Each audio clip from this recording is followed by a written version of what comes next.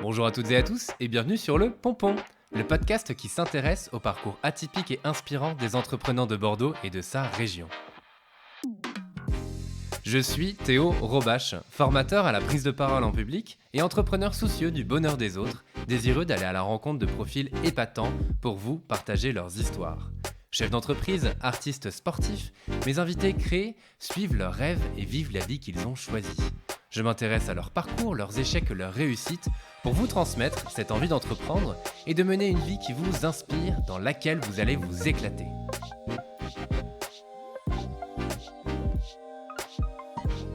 Avant de commencer, je souhaite vous parler de l'agence Pertinence.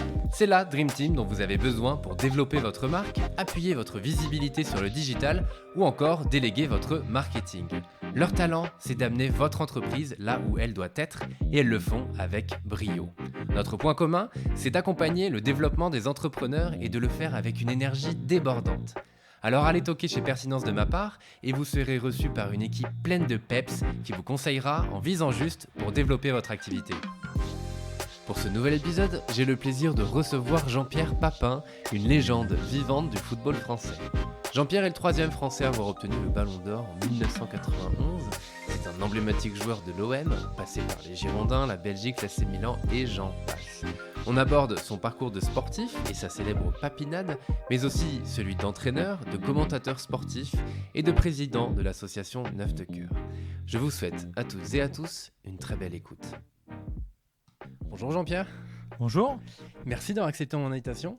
Pas de Je souci. suis ravi de te recevoir. Avant de commencer, est-ce que tu peux te présenter s'il te plaît ? Ah non, tu me présentes. Moi, je suis pas habitué à me présenter. C'est plus compliqué de se présenter. Bon bah alors on va te présenter au fur et à mesure. Donc pour le coup Jean-Pierre Papin, même si on l'aura dans le descriptif de l'épisode. Tu voulais faire quoi quand t'étais petit ? Vétérinaire. Ok. Ouais, pourquoi ? Et à quel moment ça a switché ? Pourquoi ? Parce que j'adorais les animaux. Je vivais avec les animaux. J'étais toujours avec des animaux. Mais malheureusement, quand on n'est pas bon en maths, on s'aperçoit que les portes se ferment très vite. Ok. Donc vétérinaire, ça n'a pas été possible. Ouais. Alors, heureusement, ma fille a repris le flambeau et elle est vétérinaire aujourd'hui, donc c'est encore mieux. Bah, ça va. Et à quel moment tu as eu cette envie de faire du foot et cette passion, j'ai envie de dire, parce qu'au final... Depuis tout petit. Ouais. Depuis tout petit, j'ai commencé moi à jouer dans un club. J'avais 7 ans. Et depuis 7 ans, c'est la seule chose qui compte dans la vie. Ok, donc c'est passion qui s'est transformée en métier. Alors on a un chien qui est dans les câbles des micros, c'est bon, magnifique. Et à quel moment tu t'es dit, en fait, je vais en faire mon métier, quoi ? Est-ce que C'est déjà, toujours ce que j'ai espéré. Après, c'est possible et c'est pas possible. J'ai tout lâché pratiquement pour me consacrer qu'à ça. Ouais. Et Quand tu dis tout lâcher ? tout, les études. Ok. Alors déjà, je n'aimais pas trop les études. Ouais. J'étais très bon en tout ce qui était à apprendre. Par contre, tout ce qui était maths, logique, machin, c'était pas mon truc. Donc les portes se sont fermées très vite, encore une fois. J'aurais pu faire littéraire. J'ai commencé littéraire. Mais pendant que j'ai commencé littéraire, le foot, ça commençait à devenir un peu sérieux. Donc très vite, j'ai laissé tomber et je suis parti. Ok. J'ai vu d'ailleurs qu'au départ, tu hésitais entre foot et tennis, non, c'est ça ? Jusqu'à 16 ans, je pouvais choisir entre foot et tennis. Ok. J'étais doué dans les deux. Ouais. Après, je crois que c'est plus le foot qui m'attirait. Donc, Et pourquoi, pour le coup, il y avait une appétence particulière ? Je sais pas. Enfin, Je sais pas. Mon père était pro. Ouais. D'après ce que je sais, j'accompagnais toujours ma mère dans ma poussette voir mon père. Donc, est-ce qu'il est resté des images J'en sais rien. Ouais. Mais moi, il n'y a que ça qui comptait. Et alors, comment se passent les premières années ? Est-ce que tu te souviens de ton premier match en tant que pro ? En tant que pro, Ouais. Oui, mon premier match, c'était à Valenciennes. Ouais. On était en 2e division et je revenais d'INF Vichy. Mon premier match, c'était contre Caen. Ouais. Et alors ? Ouais. Non, rien. C'était contre Je Caen. crois qu'il allait dire quelque chose, je crois qu'il allait ajouter quelque chose. Et qu'est-ce que tu ressens à ce moment-là, en fait ? Parce que, pour le coup, moi, ce que je veux comprendre, c'est comment on arrive à un tel niveau, en fait. Parce qu'il y en a plein, je veux dire, la Fédération française de football, il y a plein de footballeurs. Qu'est-ce qui fait que, toi, ça a fait la diff, en fait ? Enfin, et donc, alors, ça a fait la diff, pour le coup, on n'a pas encore parlé, mais après, tu as quand même gagné plusieurs titres. Moi, je pense qu'il y a une chose qui est hyper important, on n'en parle jamais, c'est la chance. Ok. Je pense que la chance, ça fait 50% de la part du gâteau. Ouais. Et la chance, quand je veux dire la chance, ça veut dire qu'il ne faut pas être blessé. Il faut choisir les bonnes routes qui s'offrent à ta vue. Il faut être aidé par des gens. Et il te faut un bon entraîneur, un premier entraîneur, il te faut quelqu'un qui te conseille. Et à un moment, il faut que tu choisisses toi, ta propre route. Il ne faut pas copier celle des autres. Il faut essayer de faire comme toi tu as envie. Alors, il y a plein d'exemples que tu peux suivre, que tu peux voir, etc. Mais je pense qu'à un moment, c'est toi seul qui compte et c'est ta décision qui compte. Ouais. Mais la chance, pour moi, elle est importante parce que surtout, c'est de ne pas se blesser. Quand on veut faire ce métier-là, c'est qu'à un moment, il ne faut pas se blesser. Si tu as la chance au départ de ne pas être blessé, que tu es doué, déjà, tu peux mettre un pied à l'étrier. Ouais. Après, bien évidemment, c'est compliqué de travailler. Hein.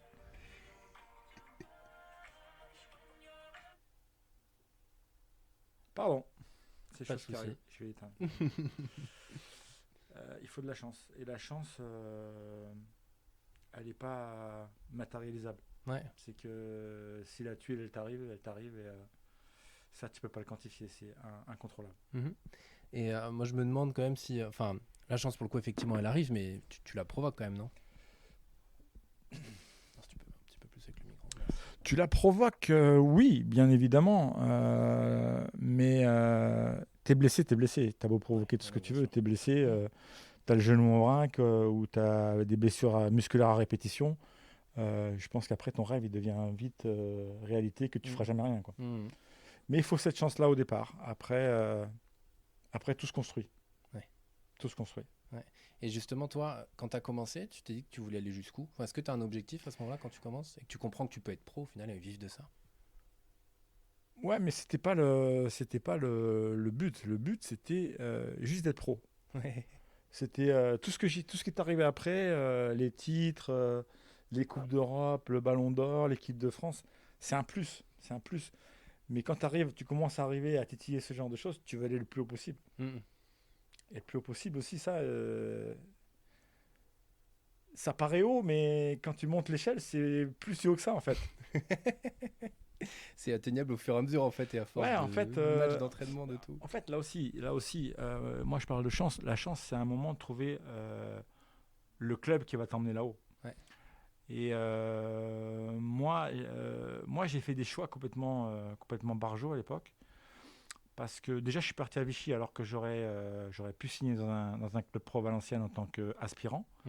Donc à l'époque, c'était aspirant, stagiaire, pro. Moi, je suis parti à l'INF, donc je me suis remis en question pendant 3 ans dans un centre de formation. L'INF qui était à l'époque, je dirais, l'image du centre de formation futur qu'on a aujourd'hui. Ouais. Nous, on a commencé là. Quand j'ai terminé l'INF, j'ai été obligé de rentrer à Valenciennes. Et je pensais que c'était une catastrophe pour moi de revenir là où il y a mes parents, etc.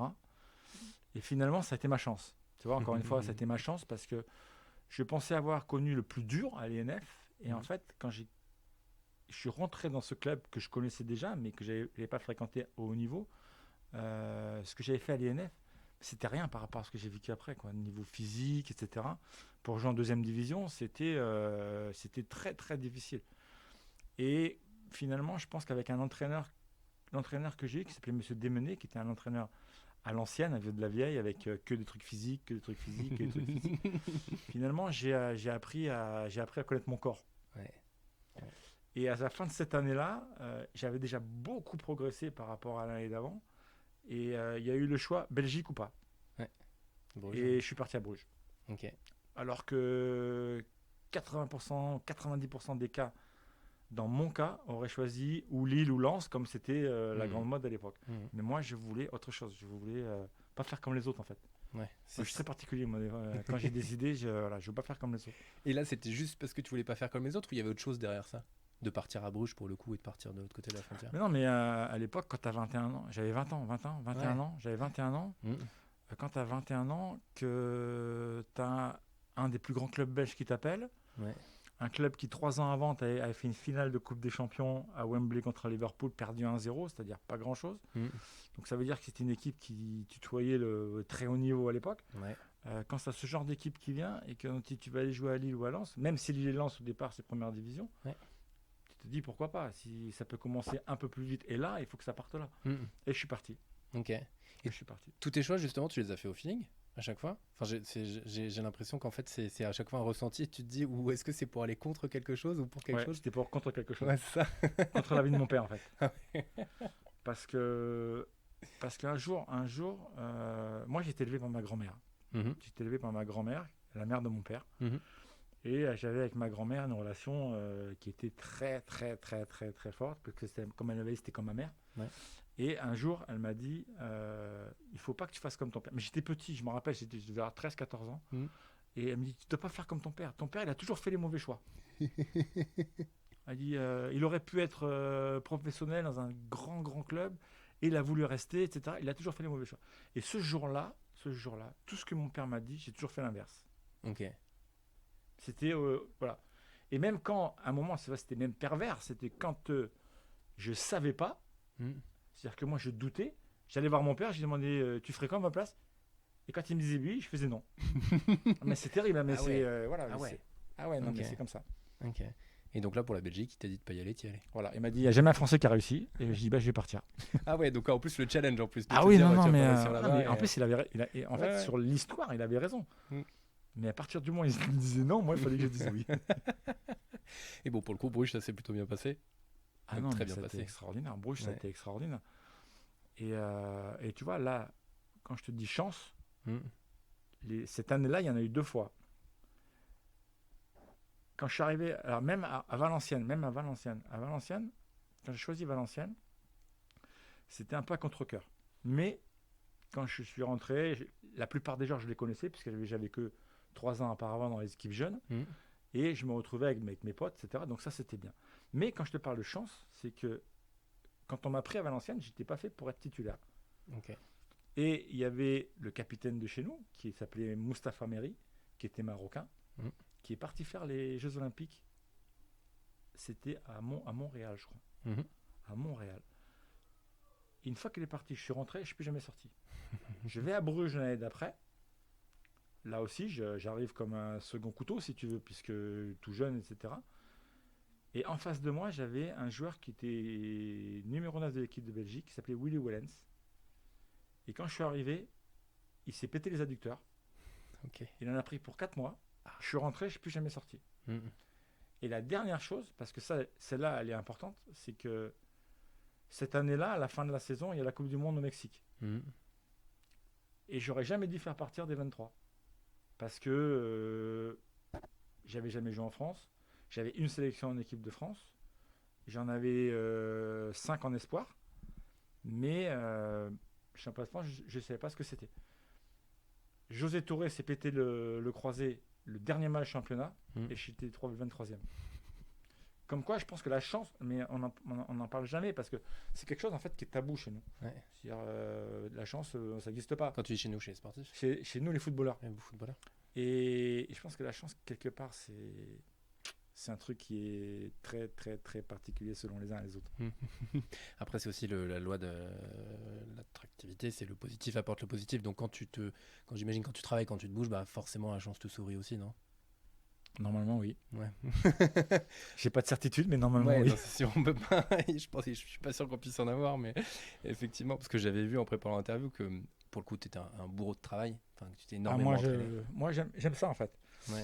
Mais moi, je fais les choses par passion. Quand je fais les choses, c'est que j'aime faire ce genre de choses. Et le foot, c'est ma passion. Et en plus, marquer des buts, c'est ma passion, puisque j'étais numéro 9. Mais quand je me suis rendu compte que d'en faire tous les jours, ça me rendait plus fort le dimanche, j'ai jamais arrêté. Et après tout ce qui est arrivé, le ballon d'or, machin, les 5 fois meilleurs buteurs, pour moi, il n'y a pas de secret. S'il y en avait des secrets, sincèrement, je te le dirais. Mais à partir du moment où j'ai voulu être en haut, j'ai jamais cessé de travailler. Ok. J'avais même vu qu'une fois, c'était les phares de la voiture qui éclairaient le terrain. À l'époque, ouais. À l'époque, ouais. Ouais, parce on faisait les concours entre joueurs à l'OM. Ouais. Et souvent, on avait entraînement à 18h parce qu'il faisait trop chaud. Et à 19h20, 20h, il commençait vraiment à faire nuit. Ouais. Et on finissait les challenges avec les phares des voitures. C'est pas mal, original. Ah, c'est top. Mais on se régalait en plus, on se régalait. Ah bah ouais. Et après Bruges, tu donc reviens en France et pour aller à l'OM. Ouais. De belles années, ça aussi. 6 magnifiques années. Ouais. 6 magnifiques années avec 4 titres de champion, une coupe, une demi-finale de Coupe d'Europe, une finale de Coupe d'Europe, un ballon d'or. 6 ans merveilleux. Merveilleux dans un grand club. En bref. Ça donne des frissons rien d'en parler. Ça s'entend aussi. Et justement, alors c'est peut-être compliqué de choisir, mais ton plus beau souvenir, parce qu'en fait, dans tout ce que tu as vécu, même je me dis. Sincèrement, j'ai pas le plus beau souvenir. Ouais. Moi, quand j'étais petit, encore une fois, je rêvais juste d'être footballeur. Ouais. Tout ce qui est arrivé après, c'est que des bons souvenirs, quoi. C'est ma carrière qui est un bon souvenir, en fait. Ouais. C'est 14 ans de ma vie, quoi, que j'ai vécu à 2000%. Et pour le coup, quand tu reçois le ballon d'or, quand même, ça fait quel effet, sachant que c'est pas n'importe qui te l'a remis? J'en ai parlé ce matin, pas plus tard, avec un journaliste qui est revenu en fait sur cet épisode-là. En fait, on joue. Moi personnellement, je jouais pas pour être ballon d'or parce que c'est quelque chose que j'ai même jamais pensé avoir. Parce que ballon d'or, on peut pas dire je vais jouer pour un ballon d'or. On devient ballon d'or parce que il y a trop de choses qui dépendent pas de toi. C'est-à-dire qu'il faut que tu joues dans un grand club, il faut que tu sois dans les premiers, il faut que tu sois bon tout le temps, que tu marques des buts, il faut que tu sois en Coupe d'Europe, il faut que tu sois en équipe de France. Il faut que tout ça, plus, ça marche. Et cette année-là, ça marchait très très fort. Et au même titre que les autres, qui auraient pu être aussi, ça a été moi. Après, quand tu réfléchis bien sur la saison entière, je méritais de l'avoir. Mais j'ai jamais joué pour. Ouais. Même quand ils m'ont téléphoné, je pensais que c'était pas vrai. Donc, tu vois.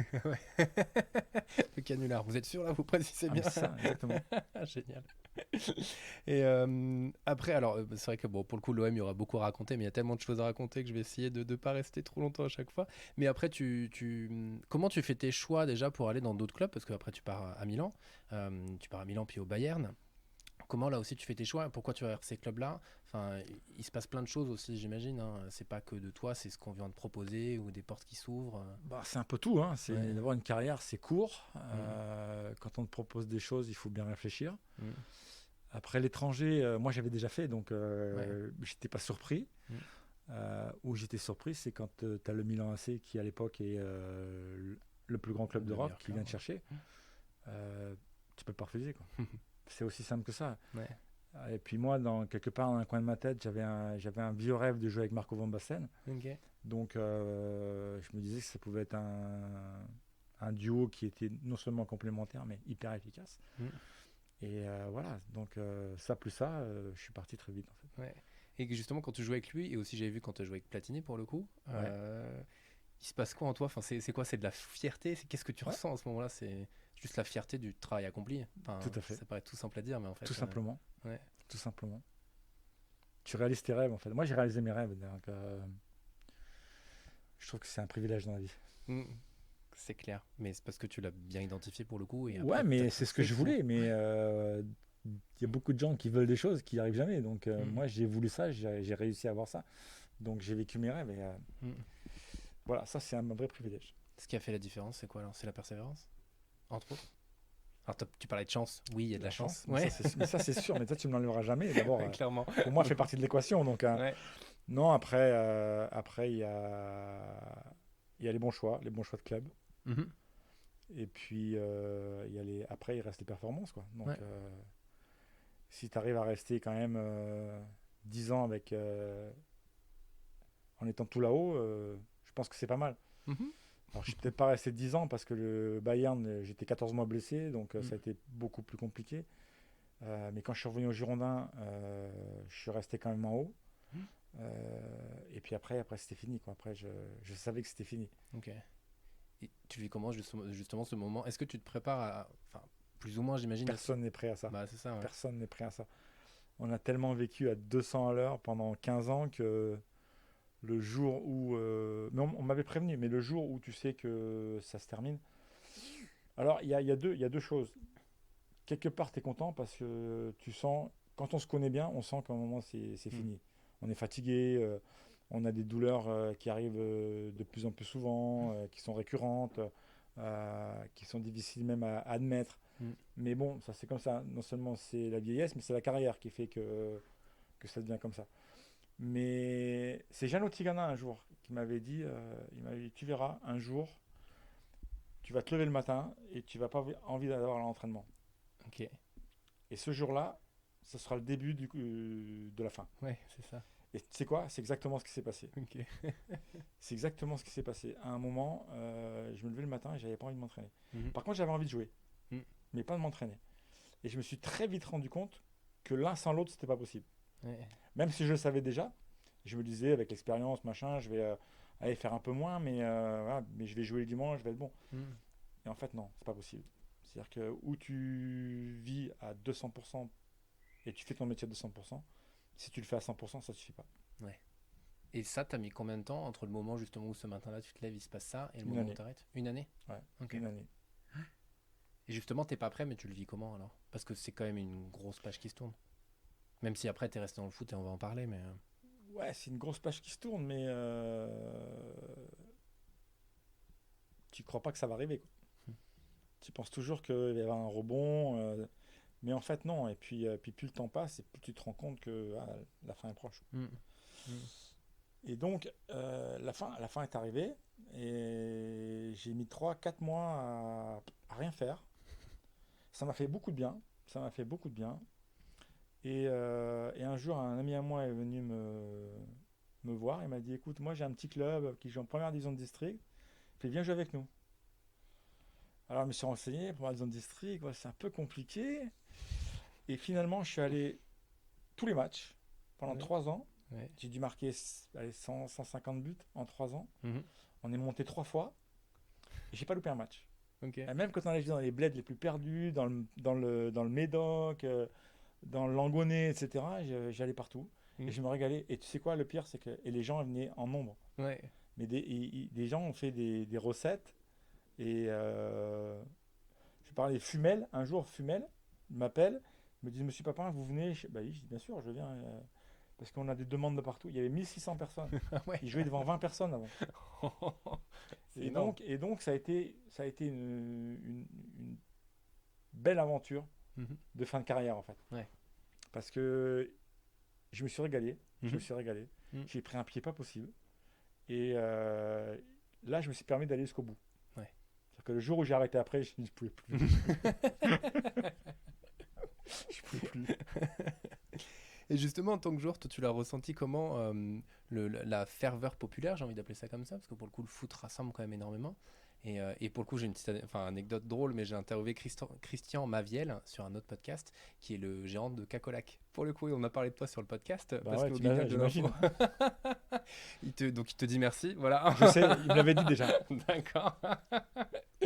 Mais Ah, justement. j'étais pour rien par contre. Hein. Ouais, bah ouais, C'était bah vraiment bon. à mes dépens. Et ouais, bah oui, j'ai cru comprendre. Mais alors, au-delà des Guignols, on va rapidement parler aussi. Comment tu le vis, toi, cette ferveur populaire? Et là, tu dis de passer de 20 à 1000, Très bien. 1600. Ouais. Très bien. Moi, j'ai besoin des gens en fait. Ok. Moi, j'ai toujours eu besoin des gens pour me motiver. Mhm. Euh, Moi, j'aime aller dans un stade quand le stade il est plein. Mm. Parce que, parce que le sport sans public, c'est pas du sport. C'est-à-dire, quand je vois le sport aujourd'hui à la télé, sérieux, bon, après je peux comprendre la pandémie, etc., mais Mm. ça a pas de sens, quoi. Ouais. Jouer 11 contre 11 sur un grand stade, etc., où tu as l'ambiance parce que tu as les haut-parleurs qui sont à fond et tu as que les chants des supporters. Allez, pourquoi pas, pendant quelques temps, parce que tu n'as pas le choix, mais Mm. c'est pas ça le sport. Mm. Le sport, c'est des stades pleins, ou même si tu te fais insulter, c'est ça parce que tu défends ton équipe, mais le sport, c'est ça, quoi. Mm. C'est l'âme qui me vient en tête. Enfin, cette âme en plus de supporters qui est là et Mais qui fait vibrer un quand stade. tu joues dans un stade plein, tu joues pas pareil que dans un stade vide. Ah bah Il y a des joueurs, ils ont peur de jouer dans certains stades. ouais. Ouais. Ouais, il y en a d'autres, ça les motive, mais il y en a qui ont peur. Ouais. Quand ils se font insulter, etc., ils jouent pas pareil. Ouais. Là, aujourd'hui, tout va bien, quoi. Ouais. Aujourd'hui, tout va bien. Tu vas à n'importe quel stade, tout va bien. Tu n'auras pas d'animosité, tu vas pas te faire insulter. Mais ça compte. Ça compte énormément. Le psychique dans le football, il compte énormément. Ah bah ouais. Clairement. Et justement, est-ce que ça, tu l'as travaillé aussi, cette partie-là? Parce on a beaucoup parlé de physique, mais en fait, toute la préparation mentale, est-ce qu'elle est. Enfin, je veux dire à l'époque, mais parce qu'aujourd'hui, je crois qu'ils sont peut-être un peu plus accompagnés, et encore. Pas plus que ça. Ok. Ça se verrait plus. Si t'es accompagné, ça se verrait plus. C'est cadeau. Mais donc, est-ce que toi, comment t'as fait pour gérer aussi toutes ces émotions, quoi? Ben, j'ai eu la chance de jouer avec des gens qui avaient énormément d'expérience. Mhm. Et dans certains moments dans ma carrière, j'ai eu besoin qu'on me parle. Mhm. Et celui qui m'a vraiment aidé là-dedans, c'est Alain Giresse. Ok. Parce qu'il a pu t'apporter de l'expérience, un œil extérieur. Mais c'est pas spécialement une expérience, c'est apporter quelques mots de réconfort. Ouais. C'est-à-dire comment gérer certaines situations, qu'elles soient positives ou négatives, mais comment les gérer.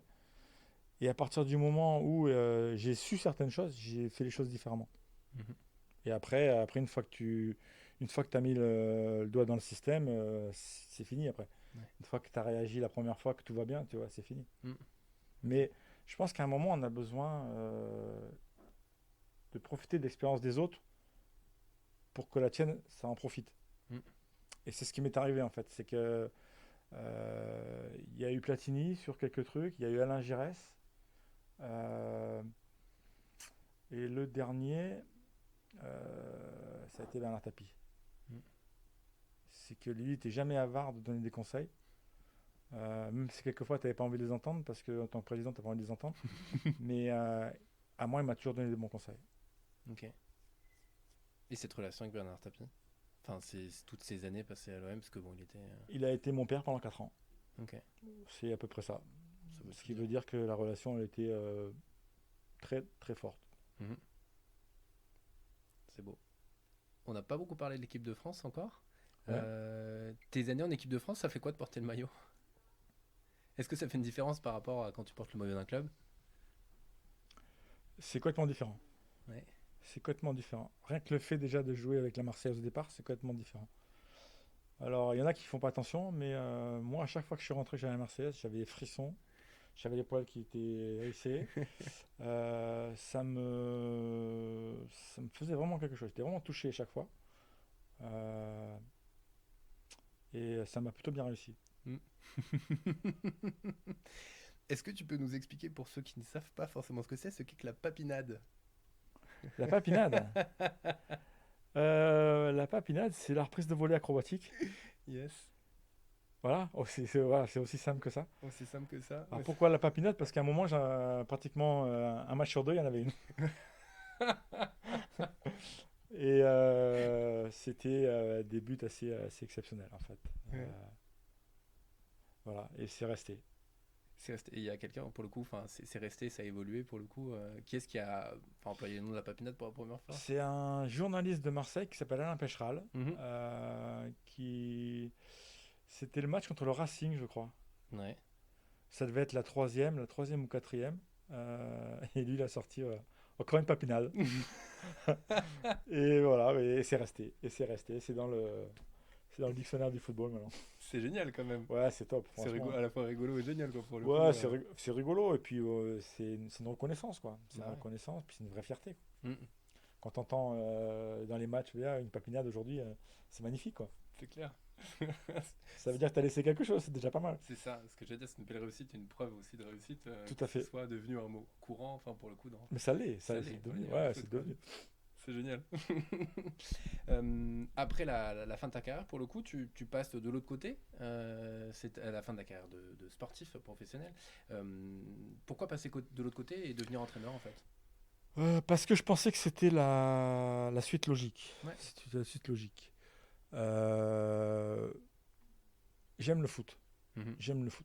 Si t'as pas compris, c'est juste que j'aime le foot. Mais j'aime le foot pour tout ce qu'il est. C'est-à-dire que de A à Z. Mhm. Et j'aime quand j'entraîne. Ouais. Et j'aime quand je m'entraîne aussi. Mhm. Après, c'est complètement différent de gérer sa propre carrière en jouant que de gérer sa propre carrière en étant entraîneur. Parce que le seul problème, c'est qu'à un moment, toi, tu penses qu'à toi. L'entraîneur, il faut que tu penses à tout le monde. Mhm. Et ça, c'est plus compliqué. Mhm. Surtout avec les mentalités un petit peu d'aujourd'hui qui ont un poil changé quand même. Dans quel sens? Dans le mauvais. Non, mais Non, pas pour tous. Non, Ouais. je plaisante. Pas pour tous. Mais je pense qu'aujourd'hui, beaucoup pensent que quand ils jouent, ils vont jouer sur le terrain, tout va se passer comme ils pensent que ça va se passer. Mhm. Et en fait, ils en font un peu à leur guise. Et à nous de leur prouver le contraire. Sauf que, bien évidemment, on ne te laisse jamais le temps de prouver le contraire. Mhm. C'est que où tu es entraîneur aujourd'hui et tu as des résultats, et tu restes, Ouais. et encore pas longtemps, Ouais. ou tu essayes de leur montrer ça marche pas et tu es dehors. Ouais. Mais ça, à partir du moment où tu le sais, c'est le jeu, c'est la règle, c'est pour tout le monde. Je crois que je connais pas un entraîneur qui n'a pas été viré une fois dans sa vie. Et c'est comme ça. Malheureusement, c'est comme ça. C'est triste, mais c'est comme ça. Ouais. C'est triste parce qu'en fait, si on te laisse du temps, tu vas arriver. C'est quand même, c'est comme dans le football, le temps, c'est de l'argent. Yes. C'est que plus tu perds de points au départ, Mm. plus tu es sanctionné financièrement à la fin de la saison parce que tu n'as pas obtenu le classement que tu voulais te fixer au départ. Et malheureusement, quelquefois, tu Mm. passes pas la saison. Ouais. J'ai vu aussi en préparant l'interview que tu disais qu'aujourd'hui les sportifs la jouent beaucoup plus perso. Et alors qu'à l'époque c'était peut-être plus équipe, enfin plus en équipe. Est-ce que c'est. C'est vrai qu'aujourd'hui, il y a très peu, même mais je le vois même aujourd'hui, moi, où je suis à Chartres, c'est Mm. que il n'y a pas de on, nous, il y a moi, je, et c'est très gonflant en fait. Je trouve que quelque part c'est terrible. Mm. C'est Bah, terrible surtout quand on parce joue en équipe, quoi. voilà, exactement. Même si je sais que le football c'est un sport d'équipe qui est géré par les individualités, c'est que si ça s'arrive à se mettre d'accord sur le fait que les individualités, si elles jouent en équipe, c'est complètement différent, quoi. Mais quelquefois, ils s'en aperçoivent et ça joue le jeu. Mhm. Et quelquefois, ils s'en aperçoivent mais ils jouent pas le jeu. Ok. Et donc je disais, tu étais entraîneur donc, de 2006 à 2010, tu as fait Strasbourg, Lens et Châteauroux, Mhm. c'est ça? Et pourquoi avoir arrêté et repris 10 ans plus tard? Enfin quasiment 10 ans plus tard à Chartres. Parce qu'à un moment, il y a la famille qui est importante et Ouais. on est obligé à un moment de s'attacher à ce qui est le plus important. Mm. Et le plus important, c'est la famille. Et nous, par rapport à notre fille, si tu veux, à un moment, il fallait non seulement prendre des décisions, mais il fallait changer certaines choses dans notre manière de vivre. Ouais. Ça veut dire que pendant que moi j'ai été joueur, la famille a accepté, quoi qu'il arrive, tous les 2, 3 ans, de devoir changer de club, de pays, Mm. et ça, c'était pas facile, de région. Mhm. Et qu'à un moment, Émilie, elle devenait grande, c'était compliqué, et qu'on ne pouvait pas lui infliger le fait d'encore de déménager tout le temps. Ouais. Justement, tu peux nous parler de l'association Neuf de Cœur? Vous avez créé, pourquoi vous l'avez créé? Alors, c'est très simple. Ouais. C'est que ben, nous, on a commencé, nous, à savoir les problèmes d'Émilie quand on était à Milan. Mhm. Sauf que à l'époque, on était jeunes et on pensait que ça allait se régler tout seul. Ok. Donc, il est passé 1 an, 2 ans, et on se rendait compte qu'il n'y a rien qui se réglait du tout. Mhm. Et que finalement, on était vraiment à des années-lumière de savoir exactement ce qu'avait notre fille. Ouais. Donc, quand on est arrivé, nous, à Munich, on a eu ce premier rendez-vous aux États-Unis pour essayer de trouver une solution à nos problèmes. Et on est allé à Philadelphie. Et à l'époque, j'étais blessé, donc c'était facile pour moi de pouvoir quitter le club avec l'autorisation du club, mais de faire le voyage. Sauf qu'en Allemagne, il y a une presse qui est terrible, Ok. qui gère plus le people qu'autre chose. Mhm. Quelquefois, en marquant même des choses qui ne sont pas vraies. Et à cette époque-là, nous, quand on est allé, la presse allemande avait marqué qu'on était parti faire opérer notre fille du cerveau en Allemagne, aux États-Unis. Ouais. Donc, quand je suis revenu, j'avais une émission de prévue, c'était Canal à l'époque, Mhm. et il a fallu que je me justifie pourquoi j'étais parti, etc. Donc, j'ai expliqué pourquoi on l'avait fait, ce qu'on avait nous-mêmes été chercher, ce qu'on avait trouvé, et etc. Dans les 15 jours qui ont suivi, à Munich, j'ai reçu 2 sacs postaux où il devait y avoir 3000 lettres ou 3000 lettres de parents qui avaient le même problème que nous et qui n'avaient aucune information de quoi que ce soit. Et on a décidé de créer l'association la deuxième année où j'étais à Munich. Et quand on est arrivé à Bordeaux, on a créé l'association avec Monsieur Magret, qui à l'époque nous a énormément aidé sur la construction de l'association, les statuts, etc. Il a été notre mécène pendant X années. Et puis du jour au lendemain, il est parti. Et parce qu'il se sentait plus. Monsieur Magret, c'est quelqu'un comme ça. C'est quelqu'un de challenge, qui a un cœur gros comme ça. Et pendant X années, il va te suivre, il va t'aider. Et puis du jour au lendemain, il va passer à autre chose. Donc il est passé à autre chose. Du coup, nous, on a essayé de trouver quelqu'un. Et moi, après, comme je suis très ami avec Patrice a fait la même chose. Et depuis, Monsieur Pichet est avec nous depuis, ça fait plus de 10 ans maintenant. Et alors, pour le coup, pour le dire, c'est des personnes qui souffrent de lésions cérébrales. C'est ça qu'on n'a pas alors, abordé. Voilà, le handicap, il y a plein de formes, mais nous, c'est par rapport aux lésions cérébrales. Lésions cérébrales, ça veut dire que Émilie ne parle pas aujourd'hui. Elle n'aurait jamais dû marcher, d'après ce qu'on nous avait promis, elle n'aurait jamais dû marcher, jamais dû être avec nous, etc. On a fait cette méthode pendant, nous, qui s'appelait le patterning à l'époque, on a fait pendant 10 ans. Et pendant 10 ans, on a réussi du coup à faire non seulement marcher Émilie, la faire courir, la faire vers tout ce qu'elle fait dans la maison, et la faire vivre avec nous. Ce qui était pour nous déjà une plus grandes victoires de notre vie en fait. Et derrière, si tu veux, à un moment on a arrêté Philadelphie, parce que c'est même pas problème de... C'est qu'à un moment on est allé 12 fois là-bas, et que la 12e fois, alors qu'on avait fait 12 cours qui étaient prédominants pour nous, et très importants, ils nous ont fait revenir pour les nouveaux programmes en nous refaisant faire les mêmes cours. Alors on leur a demandé de venir sans faire les cours, ils n'ont pas voulu. Donc on a arrêté. Simplement. On a arrêté. Et du coup, nous, quand on est revenu, on a essayé vraiment de faire passer des informations sur cette méthode-là, qui pour nous, c'est le basique, mais c'est ce qui est plus important pour ton enfant au départ. C'est commencer par ça, et après, si tu es capable, continuer. Mais après, il y a beaucoup d'autres méthodes qui te permettent d'avoir une petite équivalence qui est sympa. Parce qu'il ne faut pas oublier que ces méthodes, ça coûte énormément cher, et que chez nous, ça n'existe pas. Donc on a créé, nous, cette association, en fait, pour venir en aide aux gens, pour les informer de tout ce qui se faisait par le biais de ces méthodes de rééducation et de surstimulation. Et on les envoie, on a 9 méthodes aujourd'hui, je crois. Il y a 9 méthodes. Et on les aide administrativement, on fait un don chaque année à tous ceux qui font une de nos méthodes. Voilà. Donc nous, on a un budget de plus ou moins 150 000 euros. On a une centaine de familles. Donc nous, tout ce qu'on gagne, on donne. Donc ça nous fait pratiquement donner 1500 euros à toutes les personnes chaque année. Bravo. Et on fait ça depuis 25 ans. Bravo. Et merci pour...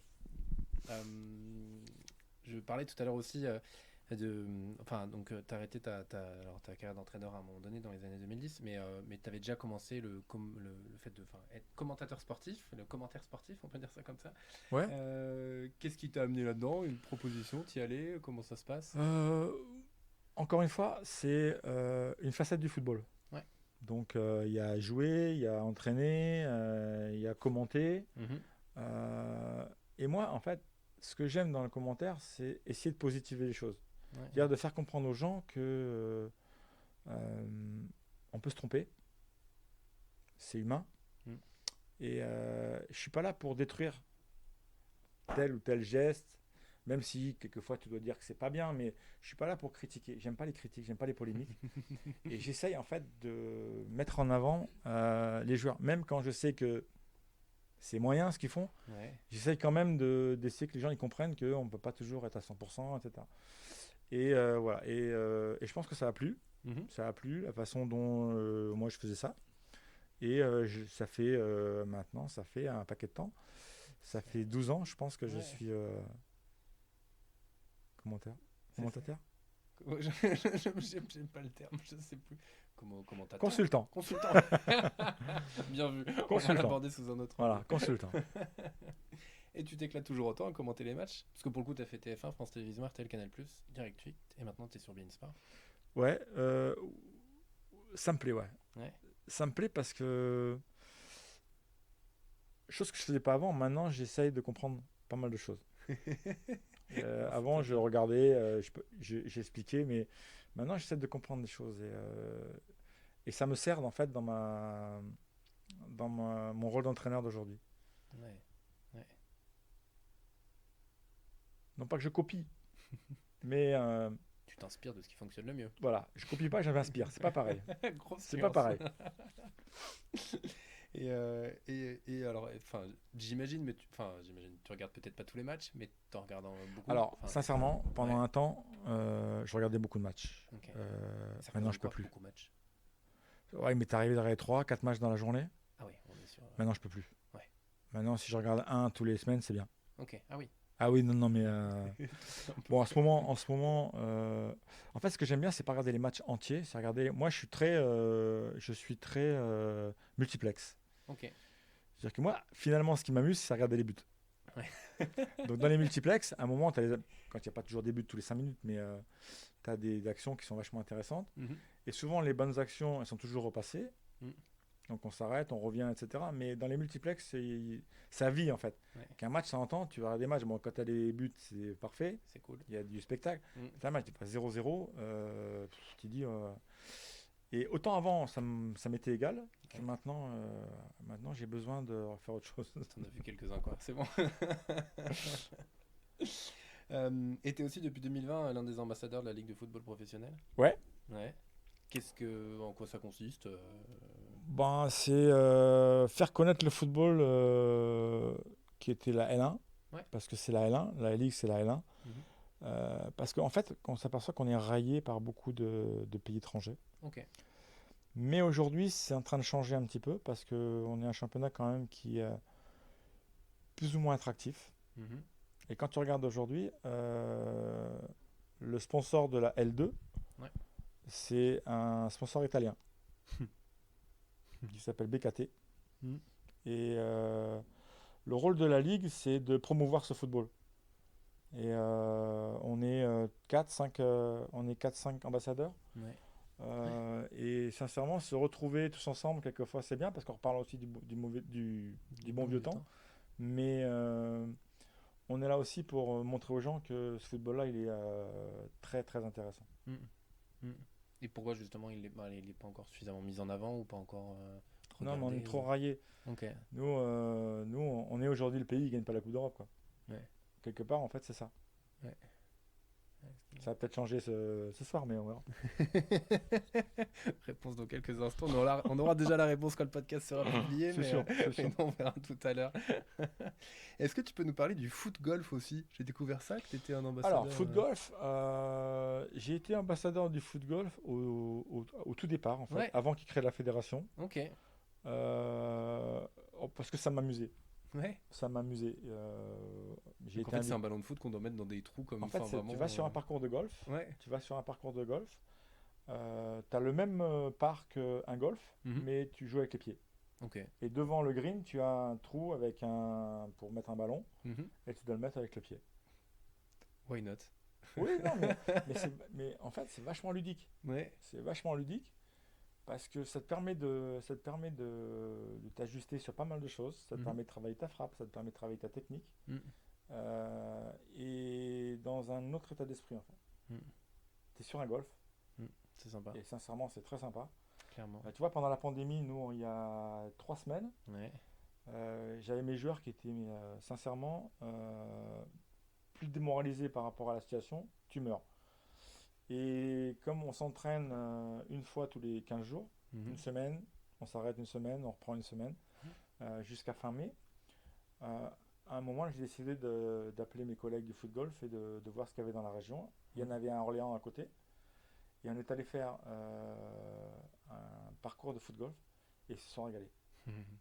Et ça nous a permis de nous retrouver, en fait. Ouais. Bah ouais, Alors bien que sûr. dans cette situation-là, on ne sait pas trop quoi faire, on ne sait pas trop comment les amuser, les occuper. Ouais. Et là, on s'est retrouvé en situation de loisir, mais en faisant du foot. Mm. Et je pense qu'ils ont beaucoup apprécié. J'imagine, ça fait du bien en Ils ce ont moment. beaucoup apprécié. Le mélange des deux fait du bien. Et tu fais partie des FIFA 100 ou FIFA 100, je sais pas comment ça se dit pour le coup. Oui, comme ça, c'est mieux. Ouais. Ça sonne un peu mieux, FIFA 100. Donc c'est la liste des plus grands footballeurs vivants. Ouais. C'est ça? Qu'est-ce que ça te fait là aussi? Et quand tu as été dedans Enfin, pour le coup, en fait, moi je me pose la question, à force d'avoir autant de titres et autant de réussites, est-ce que tu les accueilles toujours de la même manière? Ou est-ce qu'au final... Tu sais quoi, c'est une grande fierté parce que tu fais partie des légendes du foot, quoi. Mm. Aussi simple que ça. Tu fais partie des légendes du foot. À partir du moment où tu es dans ce genre d'assemblée, Ouais. comme celle des Ballons d'Or, c'est que tu as été à un moment un des numéros 1 de ce sport. Mm. Et je pense que même si ça, on peut même pas l'imaginer, c'est arrivé. Et à un moment, j'ai été. Ouais. Et ça s'arrête là. Et ça s'arrête là. C'est pas plus que ça. C'est ma fierté personnelle. Ouais. Mais justement, tu arrives, enfin, se rendre compte, moi, encore une fois, en préparant l'interview, j'ai dit à quelques personnes que j'allais t'interviewer, ils m'ont dit, ah, mais genre JPP, quoi. Waouh. Ouais, mais Mais ça, est-ce que enfin, t'arrives à t'en rendre compte aussi, enfin... oui, je m'en rends compte, Ouais. mais j'ai vécu avec toute ma vie, donc pour moi, c'est naturel, quoi. Ouais. C'est génial. Et juste pour revenir rapidement sur Chartres, parce que donc là, tu as repris effectivement en tant qu'entraîneur. C'est quoi les objectifs? Quel est le défi avec cette équipe? Là aussi, si tu peux nous en parler. L'objectif, il est très haut, en fait. Ok. Le club est en N2, Ouais. et on a une mairie qui est très sportive. Je pense que Chartres, l'année dernière, c'était la ville la plus sportive de France. Ok. Parce que tu as quand même une N2 en foot. En hand, tu as une première division. En basket, tu as une deuxième division. En volley, tu as une deuxième division. Et en rugby, tu as un fédéral 1. Ouais.